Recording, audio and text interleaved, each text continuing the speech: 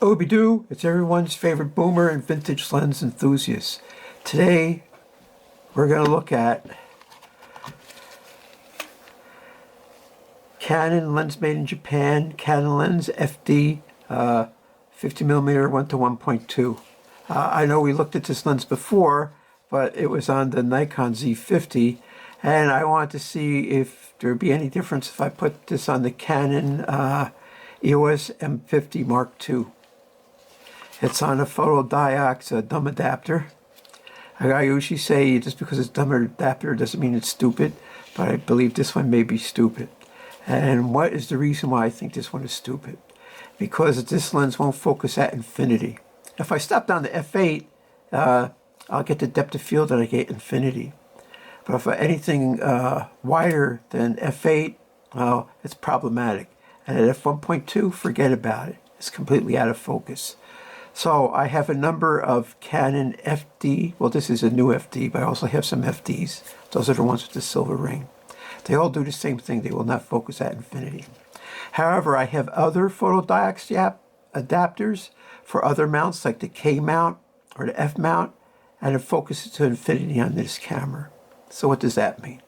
I have to go out and buy another one or some other company to get one to focus at infinity. All right. So I went out in the sun. It was a cloudy, bright, sunny day. Shot at f8, f2, ISO 200 and 400. So that was no issue. I used this massive lens hood. I think it really helps with these older lenses. So I stopped down to f8. Got it, yes, close. All right. And I shot away, and I got excellent results. Excellent results. This camera does have a different look to it than the Nikon Z50, and you can see that in the following slideshow. It's somewhat smaller and lightweight. It has a full articulating screen, right? And you can flip it over so it doesn't get scratched. I like it. It's small, it's light. I brought an extra battery with me, but I didn't need it, even though it was extremely cold out. So is the bomb dollar. This is a fine optic. Stop down to f8, it's great. It's the adapter's fault that it can't focus at infinity, because I put it on other cameras, like the Z50 or a Sony E-mount camera, and those adapters, even the photodiox, will focus at infinity. I like it when it goes just a little bit fast and past infinity. So maybe you lose like an inch down here, but you gain infinity there. So this thing is buttery smooth. It focuses down to 0.5 meters. Stops down to f16. It's very usable wide open. It's in excellent condition. Excellent condition. My God, this thing is in like brand new condition. Oh my God. Look at those aperture blades. Look at it, nice round. Stays round. It's good for bokeh. So what I do, I go to the park under different environmental conditions and different lighting, and it was mostly overcast and maybe cloudy bright, and it did a fine job. As you nail the focus, you get great results. At f8, there's no problem focusing. There's only one little issue. You see 1.2 has this little indicator symbol. And look at where f1.4 is. So it could be possible that you're shooting at f1.4, you're thinking of shooting at f1.2. So just got to be aware of that. So there's that. Oh, there's a half f-stop too. Half f-stop. 2.8. Hell, look at that. All half f-stops. Cool. Yeah. All half f-stops all the way down. And just got to watch out for that. And this. If you know you're going to shoot at the maximum aperture, you could always, you see that stops on the aperture.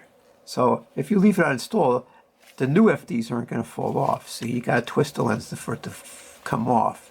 So that would sort of like lock the aperture open if you're worried about that. But you just got to be careful. And if that stops the aperture down,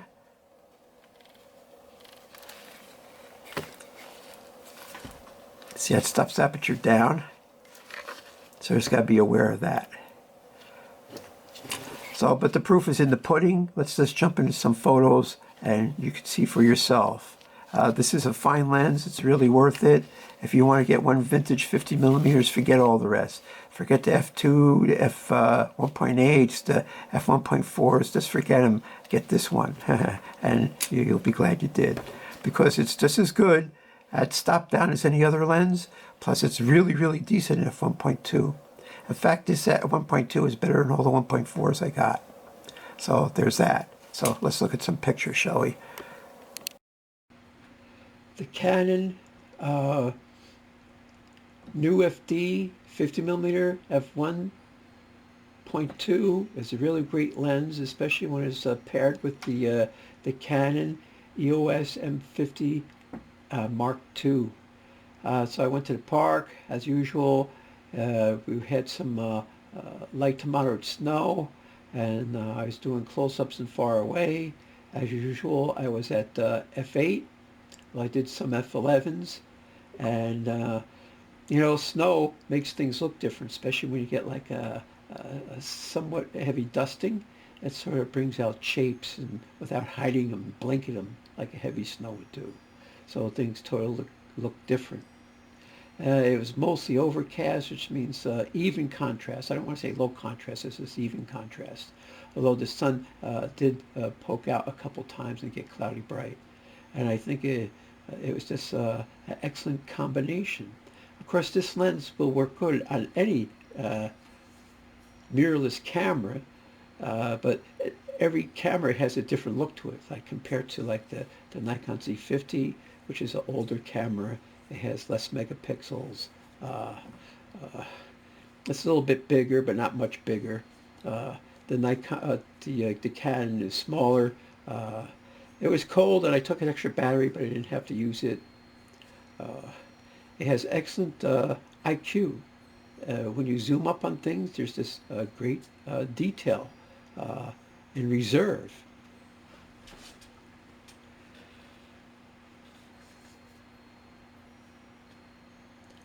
It's got a small viewfinder. You know, it has a viewfinder. Sure, you can zoom up on things. You can focus. I bought this used, and the viewfinder seemed a little dark even when I jacked it up all the way.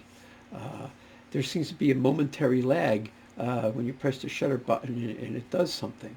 So you just can't press the shutter button and move the camera from your eye. You gotta wait for it to make its click noise, which is totally, you know, just a noise it makes.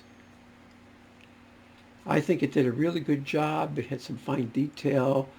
There's a wide range of highs to lows. And of course, that's the camera also.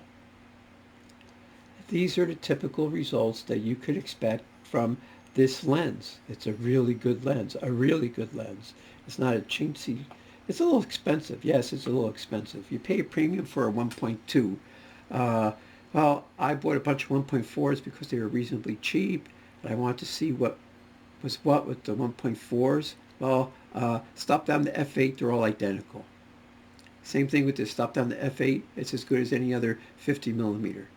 But there's no wide open shots in this session, but at f1.2, it's very admirable. In fact, it beats out a lot of 1.4s at f1.4. So I don't know what to think about that. So, you know, why buy these other guys except if you're on a budget and you can't afford it? So you get with like a 50 millimeter f2, whether in perfect condition, 50 bucks or something. Well, this one's more like 200 bucks in perfect condition, maybe more. I noticed the prices of lenses seem to be going up. So this park, this has all these valleys, ridges, weird shaped rocks all over, and it's just an interesting place. And people go there and they put their initials in trees. I don't know what that proves, but people do that. And this is the trail through the park. I like this part of the park because it's pretty nice and flat. You can walk around for an hour, 90 minutes, and you know, take a walk and take some pictures. and there's a lot of interesting things out and about. Icicles. This is a mini glacier, these icicles. Does a glacier have to be like 1,000 feet thick and 50 miles long? Couldn't a glacier be like maybe 6 inches thick and 5 feet long? I guess. Why not?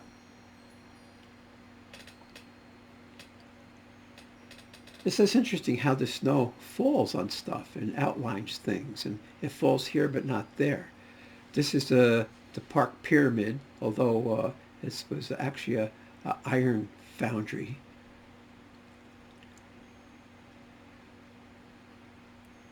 They tried to save it by putting these brackets on it, and they made waterworks because they must have had water-powered machinery, so they must have had the water wheel and everything. Well, that's all gone, just the foundries remain.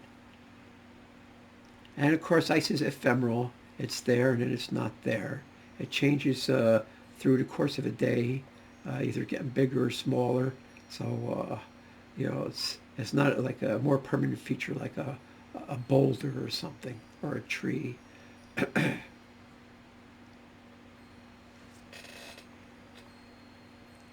So it's just the states of matter. Here, look, there's some welding on that bar. It says 45 or something. Is there buried treasure in there? Is there a sarcophagus and some king or something? Who knows? Maybe they just made up the story that it's the iron forge so people wouldn't dig into the burial site. It can't be more than 200 years old, or between 200 and 300. I don't know, maybe it's only 150 years old. It's hard to tell. It's they have a sign there and a brief blurb about it. But it was a big deal back in the day. That was the biggest deal there was. The start of the Industrial Revolution and all that. And it's like, an atomic reactor to them. What's an atomic reactor? Are they going to be around in 100 years? Who's to say?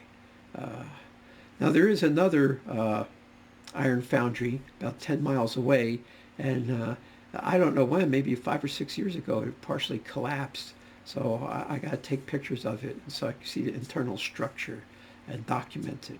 I don't know why they don't preserve these things for historical purposes. I guess they don't want people to know their past. These are all, look at those are megalithic stones, right? They have to weigh hundreds of pounds, maybe a ton or two or three. And how did they move them? Did they use anti-gravity? Did they use ultrasound? Did they use telekinesis? Look at today, people with smartphones, they can't do that. Look, go to the supermarket and look at people with smartphones. Do you think they could do this? I'm sure the smallest stone probably weighs hundreds of pounds, and the biggest ones are probably a ton or two. And I just like to take pictures of the rocks. And look, this tree is growing through the rocks. I never noticed these stripes on this boulder before. Well, a cliff face. This is a cliff face. And there's these cliff faces all over, just outcroppings of rocks. I find interesting. And of course, this plant, well, actually, it's a symbiotic organism. It's a plant and an algae and a fungus or something. And they grow on rocks. Right? This is a solid rock, probably granite or something. And this is growing on it. So the bottom line is you should get one. I highly recommend this lens to add to your collection. Without a doubt, go for it.